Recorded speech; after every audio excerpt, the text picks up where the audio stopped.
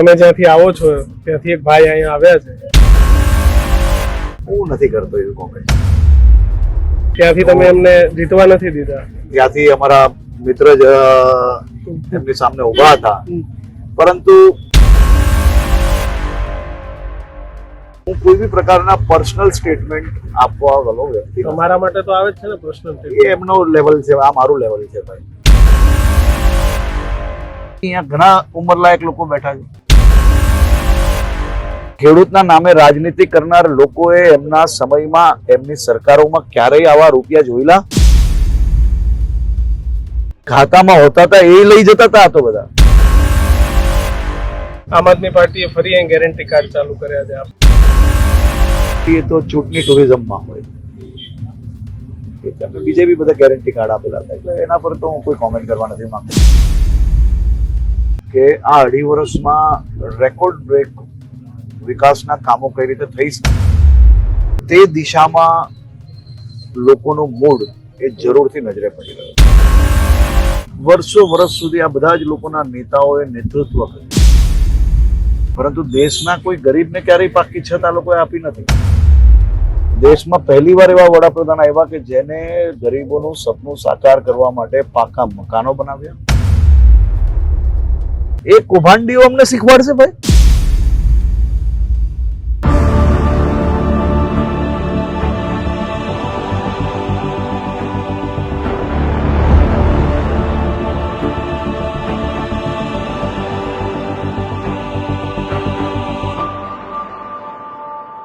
નમસ્કાર, વિસાવદરનો પ્રવાસ કરી રહ્યા છીએ. ખુદ ગૃહ રાજ્ય મંત્રી હર્ષભાઈ સંઘવીએ પણ સતત કાર્યકર્તાઓ સાથેની મિટિંગ હોય, સાધુ સંતો સાથેનો જમણવાર હોય, એ તમામ જગ્યાએ જઈ અને ભારતીય જનતા પાર્ટીની જીત કેવી રીતે થાય એના માટેના કામ કરી રહ્યા છે. સીધા હર્ષભાઈ સાથે વાત કરીશું. હર્ષભાઈ, કાઠિયાવાડમાં ફરો છો, ગીરમાં ફરો છો, કેવું લાગે છે? ગીર એ તો માત્ર ગુજરાત જ નહીં પરંતુ દેશ અને દુનિયા માટે આજે ફરવા માટેનું સૌથી ઉત્તમ સ્થળ તરીકે ઓળખાતું સ્થળ છે. ઘીના સાવજની જેમ આપણું ગુજરાત અને દેશ આજે દુનિયાભરની અંદર એક અલગ જ ઓળખ પ્રસ્થાપિત કરી રહ્યું છે. આપણા સૌ માટે ખૂબ ગર્વની વાત છે અને ગુજરાતનો વિકાસ એ જ ગતિએ એ જ રીતે આગળ વધતો જઈ રહ્યો છે. ત્યારે વિસાવદરની ચૂંટણી આજે જ્યારે પેટા ચૂંટણીનો પ્રચાર ચાલી રહ્યો છે, વહેલી સવારથી આજે ઘણી જિલ્લા પંચાયતની સીટો પર જવાનો અવસર પ્રાપ્ત થયો, સાધુ સંતોને મળવાનો અવસર પ્રાપ્ત થયો, ખૂબ મોટી સંખ્યામાં સામાજિક આગેવાનોને બી મળવાનો અવસર પ્રાપ્ત થયો. તમામ ક્ષેત્રમાં ખૂબ જ ઉત્સાહ નજરે પડી રહ્યો અને વિસાવદર એ આ વખતે વર્ષોનો જે ટ્રેન્ડ છે કે સત્તા પક્ષ કે સત્તાથી વિમુખ, એ ટ્રેન્ડ બદલીને વિકાસના ટ્રેન્ડ પર કે વધુ ઝડપથી વિકાસ કઈ રીતે થઈ શકે તે દિશામાં આગળ વધે તે પ્રકારનો માહોલ આજે વિસાવદરની અંદર નજરે પડી રહ્યો છે. આમ આદમી પાર્ટીએ ફરી અહીં ગેરંટી કાર્ડ ચાલુ કર્યા છે આપવાના. આમ આદમી પાર્ટી એ તો ચૂંટણી ટુરિઝમમાં હોય, બીજે બી બધા ગેરંટી કાર્ડ આપેલા હતા, એટલે એના પર તો હું કોઈ કોમેન્ટ કરવા નથી માંગતો. પરંતુ અમે ટેસ્ટેડ એન્ડ ટ્રાયલ્ડ વર્ષો વર્ષથી છે અને અમારી પાર્ટીના નેતા દેશના લોકપ્રિય પ્રધાનમંત્રી આદરણીય શ્રી નરેન્દ્રભાઈ મોદીએ એ જે બોલે છે કરે છે અને જે બોલે છે એનાથી બી સવાયું કરીને લોકોને આપે છે. અમે એ વિચારધારા જોડે જોડાયેલા છે. અમારું નેતૃત્વ એ પ્રકારે કામ કરતું નેતૃત્વ. જનતા સાથ આપશે એવું લાગે છે આ વખતે? તમે કહો છો કે ટ્રેન્ડ ચેન્જ થઈ જવાનો છે, જે 17-18 વર્ષ લોકોમાં ખૂબ જ ઉત્સાહ છે અને વિસાવદરને ખાસ કરીને વિસાવદરના નાગરિકોમાં મેં જોયું છે કે આ 2.5 વર્ષમાં રેકોર્ડ બ્રેક વિકાસના કામો કઈ રીતે થઈ શકે તે દિશામાં લોકોનું મૂડ એ જરૂરથી નજરે પડી રહ્યો છે. વારંવાર જે આક્ષેપો અહીં થાય છે વારંવાર કે ભાઈ વિકાસથી દૂર રખાયું, આમ થયું, વિસાવદર સાથે અન્યાય થતો આવ્યો, તો આ જે આક્ષેપો છે એને ભારતીય જનતા પાર્ટી કેવી રીતે જોવે છે? ખરેખર હર્ષભાઈ આવું થયું છે છેલ્લા 30 વર્ષના શાસનમાં કે પછી આ એક લોકો વચ્ચે મૂકવાની વાત? આઝાદી તો આપણે મળી ગઈ, પરંતુ આઝાદીના સમયે હમ. આ દેશના ગરીબો મધ્યમ વર્ગના લોકોએ જે સપનું જોયું હતું કે મારું પરિવાર બી મારા દીકરા દીકરી બી કાચા મકાનથી પાકા મકાનમાં રહેશે, પાકી છત અમને મળશે. વર્ષો વર્ષ સુધી આ બધા જ લોકોના નેતાઓએ નેતૃત્વ કર્યું, પરંતુ દેશના કોઈ ગરીબને ક્યારેય પાકી છત આ લોકોએ આપી નથી. દેશમાં પહેલીવાર એવા વડાપ્રધાન આવ્યા કે જેને ગરીબોનું સપનું સાકાર કરવા માટે પાકા મકાનો બનાવ્યા.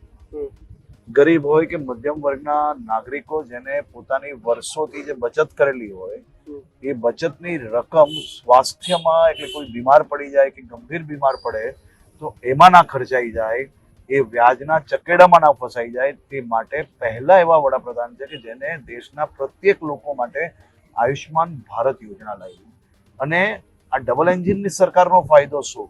તો દેશભરના લોકોને આયુષ્માન ભારત થકી 5 લાખ રૂપિયાની સહાય મળે છે. ડબલ એન્જિનની સરકાર હોવાના કારણે અહીંયા 10 લાખ સુધીનું બિલ છે એ સરકાર દ્વારા ભરવામાં આવે છે.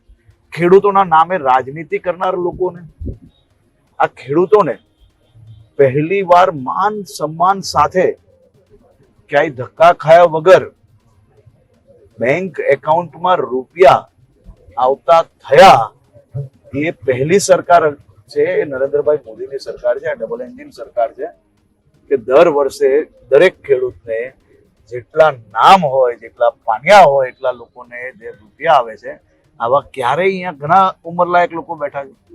પૂછો જઈને કે ખેડૂતના નામે રાજનીતિ કરનાર લોકોએ એમના સમયમાં એમની સરકારોમાં ક્યારેય આવા રૂપિયા જોયેલા? ખાતામાં આવેલા રૂપિયા ખાતામાં હોતા હતા એ લઈ જતા હતા. આ તો બધા અલગ અલગ યોજનાના નામે એ લઈ જતા હતા. એ કૌભાંડીઓ અમને શીખવાડશે ભાઈ. એ વિસાવદર હોય કે જમ્મુ કાશ્મીરનું કોઈ ગામડું હોય કે ડાંગનું કોઈ ગામડું હોય કે અમદાવાદ શહેરની આજુબાજુનું કોઈ ગામડું હોય, બધી જ જગ્યા માટે આ બધી જ યોજનાઓ સમાંતર લાગુ કરવામાં આવી છે. તમે જ્યાંથી આવો છો ત્યાંથી એક ભાઈ અહીંયા આવ્યા છે, કઈ કમેન્ટ કરશો એમના માટે? હું નથી કરતો એવી કોમેન્ટ. તો હું ત્યાંથી તમે એમને જીતવા નથી દીધા? ત્યાંથી અમારા મિત્ર જ એમની સામે ઉભા હતા, પરંતુ ચૂંટણીમાં કે કોઈ બી વસ્તુમાં હું કોઈ બી પ્રકારના પર્સનલ સ્ટેટમેન્ટ આપવા વાળો વ્યક્તિ. તમારા માટે તો આવે જ છે ને પર્સનલ? એ એમનો લેવલ છે, આ મારું લેવલ છે ભાઈ. હર્ષભાઈ, છેલ્લો સવાલ. ગૃહ રાજ્યમંત્રી તરીકે અહીં ફરો છો તો પરિણામ જે આવે, પણ વિસાવદરની જનતાને શું ભરોસો આપીને જશો જ્યારે તમે અહીંયા વોટની અપીલ કરવા? આજે તો વિસાવદરની જનતા મને ભરોસો આપે છે, બરાબર છે, ઉત્સાહ છે અને વિશ્વાસ અપાવે છે કે આપણે સાથે મળીને ભવિષ્યમાં શું કામ કરી શકાશે, એ 2.5 વર્ષમાં શું કામ કરી શકાશે અને કઈ રીતે બધા જ લોકો પોતપોતાના સમાજના કામોના મતદાન કરાવવા માટે જે ઉત્સુકતા છે, આજે તો એની ચર્ચા ચાલે. ખૂબ ખૂબ આભાર. Thank you. તો